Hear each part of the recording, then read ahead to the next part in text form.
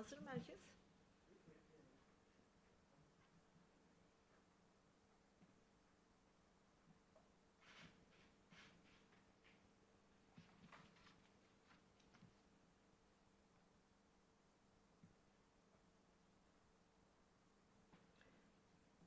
Değerli basın emekçileri, hepiniz hoş geldiniz ve ekranları başında sizler aracı bizleri izleyen tüm halkımızı buradan saygıyla ve sevgiyle selamlıyorum. Bugün 16 Nisan referandumunun yıl dönümü. AKP ve MHP ülkeye dayattığı ve tartışmalı bir şekilde kabul ettirdiği bu karanlık dönüm noktasının üzerinden tam 4 yıl geçti.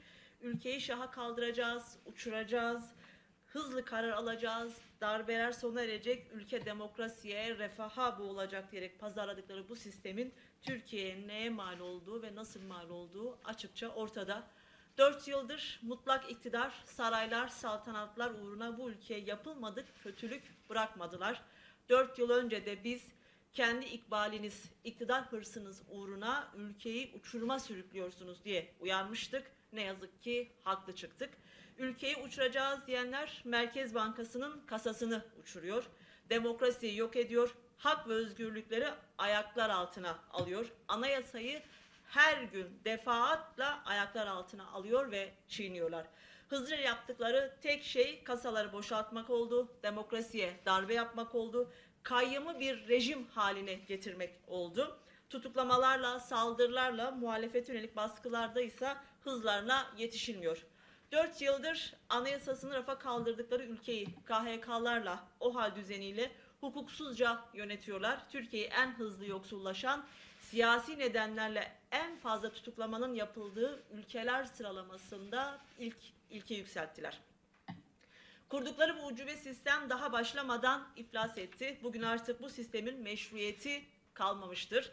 Toplum can derdiyle bu kötülük düzeninden bir an önce kurtulmaya çalışıyor. Değişim istiyor ve biz de halkımızın bu değişim talebini varlık gerekçemiz olarak görüyoruz. Sistemin halkımıza, topluma ve daha fazla kötülük dayatmasına izin vermeyeceğiz.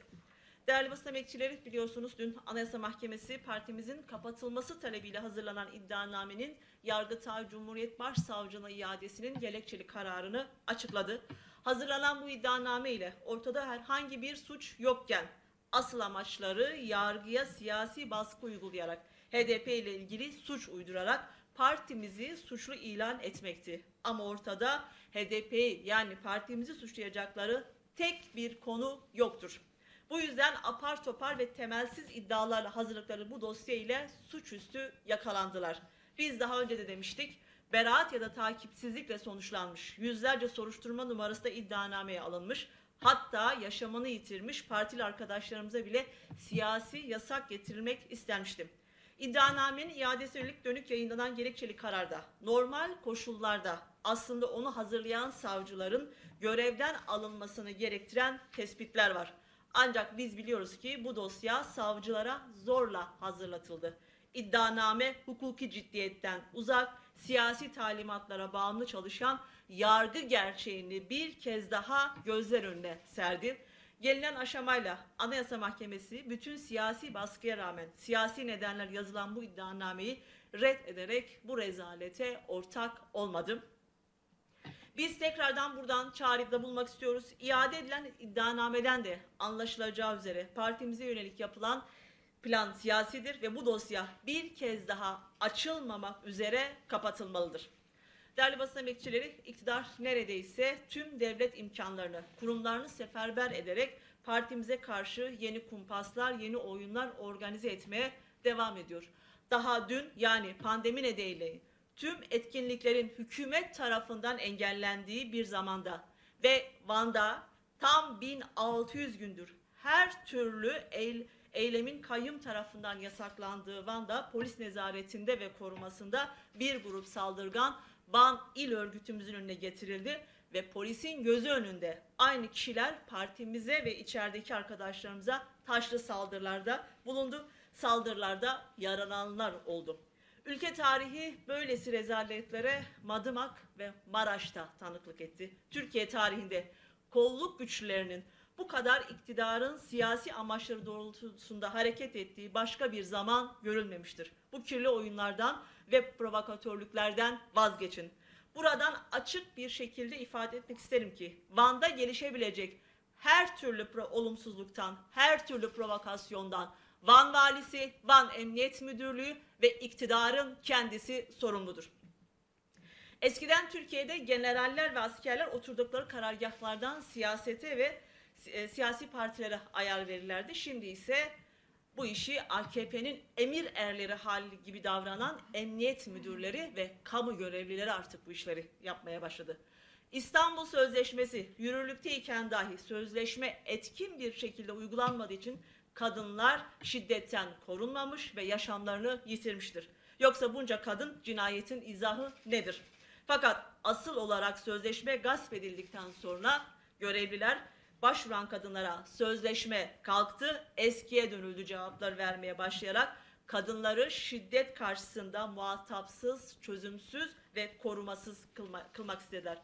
Fakat bu gerçek ve somut duruma dikkat çeken eş genel başkanımıza karşı Emniyet Genel Müdürlüğü haddini ve görevini aşarak siyasi bir lideri eş genel başkanımız Sayın Pervin Buldan'ı hedef alarak açıklama adı altında bir karalama ve bir saldırı gerçekleştirmiştir.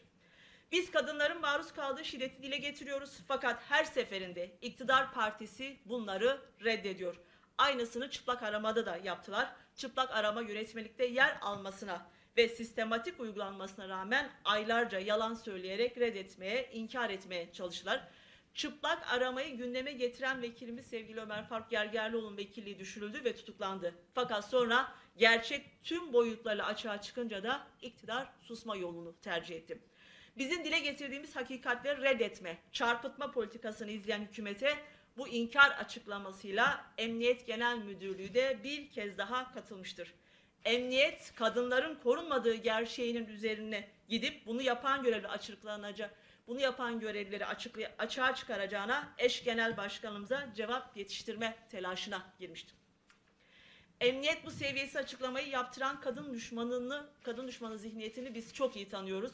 Bu açıklama erkek şiddetini teşvik eden bir dildir. Bir kez daha suçüstü yakalandılar. Şiddetle mücadele etmesi gereken emniyet eş genel başkanımıza seviyesizce, terbiyesizce saldırarak kadın düşmanı olduğunu bir kez daha gösterdiler. Buradan bir kez daha eş genel başkanımızı hedefe koyan Emniyet Genel Müdürlüğü'nü kınıyor. Yaptığı bu haddini ve görevini aşan açıklamayı bir an önce kaldırıp özür dilemesini bekliyoruz. Emniyet Müdürlüğü'nün görevi AKP'nin yan kolu Emniyet Partisi gibi hareket edip siyasi bir lideri hedef alıp karalamak, kadın düşmanlığı yapmak değil. Asıl görevi şiddet gören kadınları şiddetten korumaktır. AKP yıllarca kendilerine ayar vermeye çalışan askerlerden ve generallerden mağduriyet yaratmaya çalışan, daha birkaç gün önce birkaç amiralin yazılı açıklamasından darbe mağduriyeti devşiren bir iktidar iken polisin siyasete müdahale etmesi gibi hadsiz tutumları teşvik etmesi de ayrıca tarihe bir not düşeceğimiz trajik bir durumdur.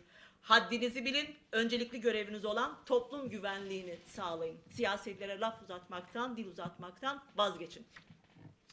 Değerli basın emekçileri, bu iktidarın kurduğu sistem toplumu hasta ediyor. Türkiye, bütün dünyayı etkisi altına alan pandemi sürecini en kötü yöneten ülkelerden biri haline geldi. Daha doğrusu getirildi. Doğru dürüst maske dağıtamayan, halkı açlık, hastalık arasında tercihe zorlayan iktidar salgının 3. dalgasında berbat bir yönetim örneği gösteriyor. Birkaç gün önce Erdoğan yeni yasak kararlarını açıkladılar. Vaka sayısının 60 bin, ölüm sayılarının 300'lere vardığı bir dönemde aldıkları kararlar biz aşımızı olduk, kongrelerimizi yaptık, siz de ne haliniz varsa görün oldu. Bundan başka bir anlam da ifade etmedi aldıkları kararlar. Biz bu filmi daha önce izledik. 1 Haziran 2020'de benzer bir şekilde çok hızlı bir açılma gerçekleşmiş. Ardından yaz aylarında vaka sayılarında çok ciddi artışlar görülmüştü.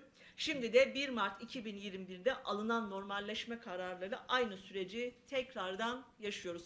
İnsan yaşamına mal olan böylesi bir meselede bile ciddiyetleri yok. Türkiye'yi tıpkı eğitimde ve çok pek çok meselede olduğu gibi deneme tahtasına çevirdiler. Çok hızlı bir açılma kararı alınıyor. Çok hızlı bir şekilde vaka sayılarının artışları yaşanıyor. Ardından tedbir alıyoruz diyerek neye benzediği belli olmayan kararlarla toplumun karşısına çıkıyorlar.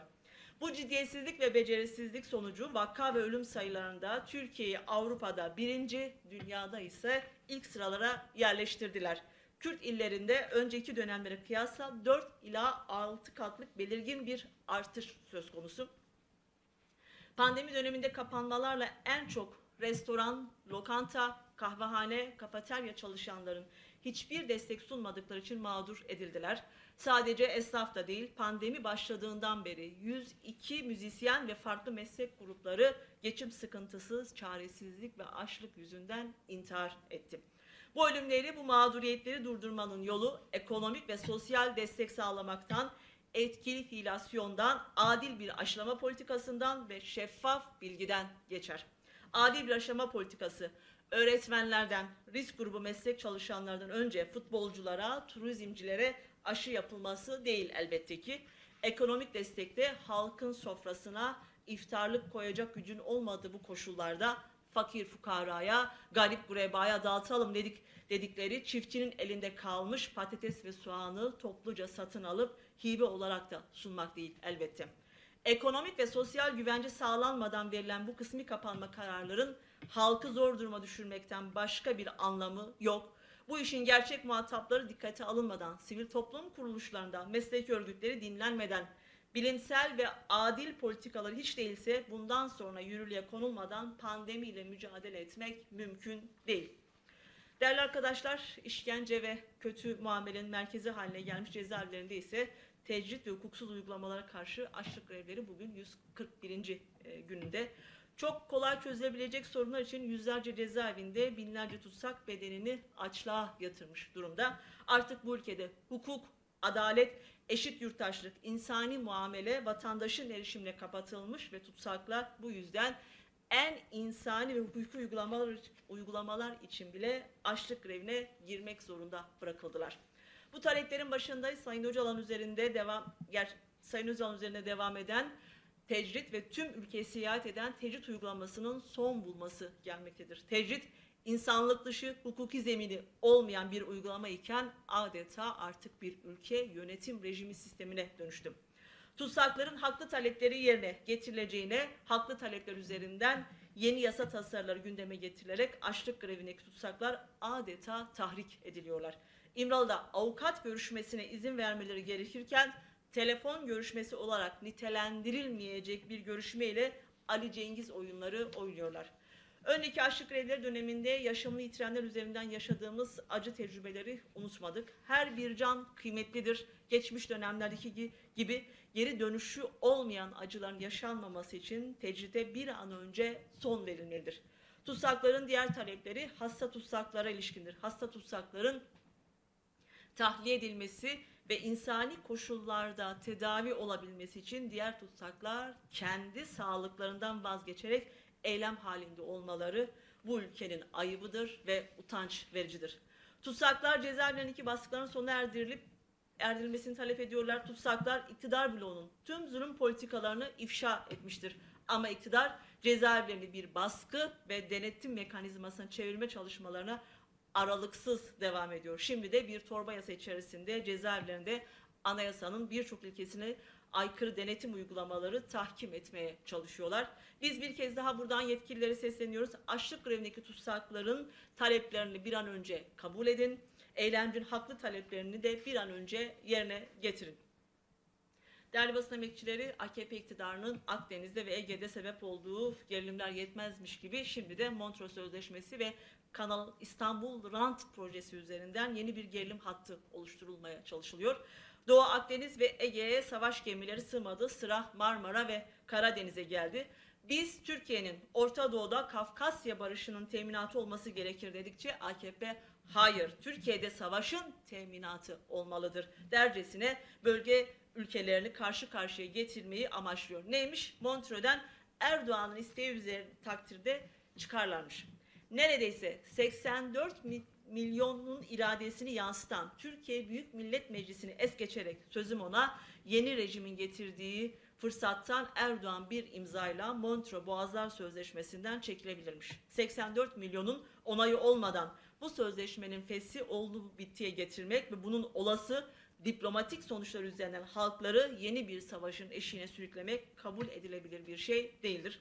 HDP olarak elbette Ege'de, Akdeniz'de olduğu gibi Marmara ve Karadeniz'de de gerilimin ve çatışmasızlığın sürekliliğini önemsiyoruz. Bunun aksi yönde hareket eden her siyasete karşı da duruşumuz nettir. ABD ve Rusya arasında yaşanan gerilimi tırmandıracak politikalar üretmek yerine bölgesel barışın sağlanmasında aktif rol alabilecek AKP, Suriye'de, Libya'da olduğu gibi Karadeniz'de de kendi iktidar çıkarları doğrultusunda hareket ediyor.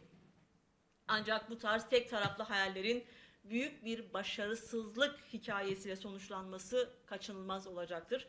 Montreux'un bypass edilmesi amacıyla inşasında ısrar edilen Kanal İstanbul projesinin bir çöp proje olarak anılmasına sebep olacak ihtimaller ve dış etkenler halen çok güçlü. Bu riskleri görmezden gelmenin tek bir sebebi olabilir. O da kısa vadeli çıkarlar ve rant çarklarının dönmesinden duydukları ihtiyaçtır. Yani milyonlarca dolar masraf ve kaynak ile ekosistemi büyük bir tahribata uğratıp inşaat çetelerini ve bu çerçevede arsa toplayan fırsatçıları zengin edeceksiniz. Ancak Rusya ve diğer Karadeniz ülkeleri Montreux'u esas alarak İstanbul Boğazı'ndan neredeyse ücretsiz geçmeye devam edecekler. Bu durum Kanal İstanbul'un gemilerin geçmediği her geçen gün milyonlarca dolar zarar eden ve bu zararın diğer yol ve köprü projeleri gibi halkın cebinden çıktığı kara deliklerden biri olarak anılmasına yol açacaktır. Eğer iddianız İstanbul Boğazı'ndaki geçişlerden dolayı zarar etmeniz ise Kanal İstanbul projesiyle bahsedilen zarar 10'a katlanacaktır. Denizlerde egemenlik hakkından bahsediliyorsa önce Ege'deki insan kaçakçılarını, göçmenlerin sömürmesini engellemeli ve Ege Denizi'ni göçmenler mezarlarına çeviren şebekelere ağır cezalar uygulanmasına öncelik vermelisiniz diyorum.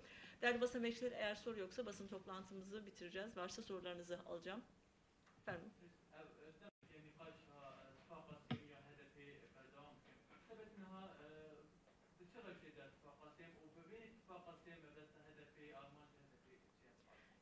Ya ittifaka seyemin de aliye hilbijartine tu ittifak o tu müjar le roje vedeme nine em naha jibo mezinkirine portkirine HDP u parasına HDP karo kabant yok ve meşinin naha ne roje vedem.